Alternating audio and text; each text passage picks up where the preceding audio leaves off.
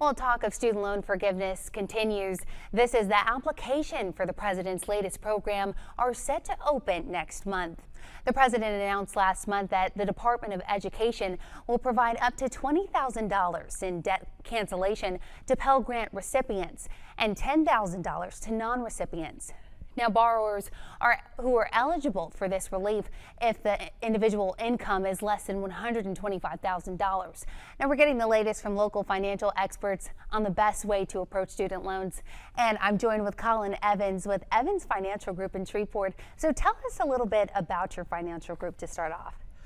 We've been in this area for as long as I can remember. I actually moved to Shreveport Bossier when I was 3, and my dad's been in financial services for over 50 plus years. So it was kind of unique that I had a great mentor to walk in and partner with and kind of just teach me and guide me. And I've been in the industry for over 20 years. Absolutely. Now, getting into student loans and the topic of that, understanding the consequences of student loans is very important. Yeah, absolutely. The big thing is we have that fine print. It's really, you kind of get pushed on students. Unfortunately, in our opinion, that's kind of predatory into the students, and they're kind of getting wrapped up into this and not knowing what the consequences down the road are going to end up being. And that's what ends up damaging and hurting them down the road. And they end up getting stuck with these loans 5, 10, 15 plus years. Going, how can I get out of this mess? Absolutely. And then student loan repayment, that's where that comes in as far as being on time. What tips can you offer? One of the biggest things is if you've got graduation on the horizon, it is time to start putting that plan in place. If there's job offers out there, and start really putting an outline and a guide going, here's a laid out plan and a structure that I can get out from underneath this, animal that's on my back.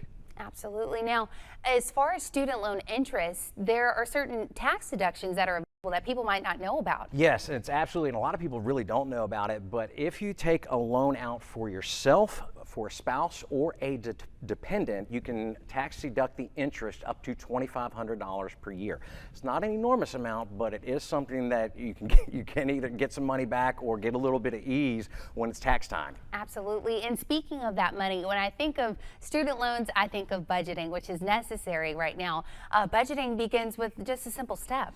It is, and that is the biggest one. It's like I got to figure out what is essential and truly what is non-essential. And if we're really calculating for budgeting, am I planning a big trip or a big purchase item or retirement? And what am I planning for? Let's get these things in line and line them out and put them in an order and a structure. While it seems a little mundane, that structures really can give you the positivity on the back end. And there are different methods for budgeting. There's also reverse budgeting as well. Well, reverse budgeting, how that comes into play, what the beauty of that is really as it goes into the savings model, and it's truly paying yourself first. And when budgeting becomes hard for people, because it's like we used to spend, and it says I'll save it later. I'll put money. I'll look what's left. But if I'm taking it out first and I'm truly paying myself first, that's why a lot of our employer-sponsored plans, like your 401ks and things of that, when the employer takes it out, you don't see it, and it's just kind of out of sight, yes, out of mind, and I don't really think about it. And I know it's going to my retirement account somewhere.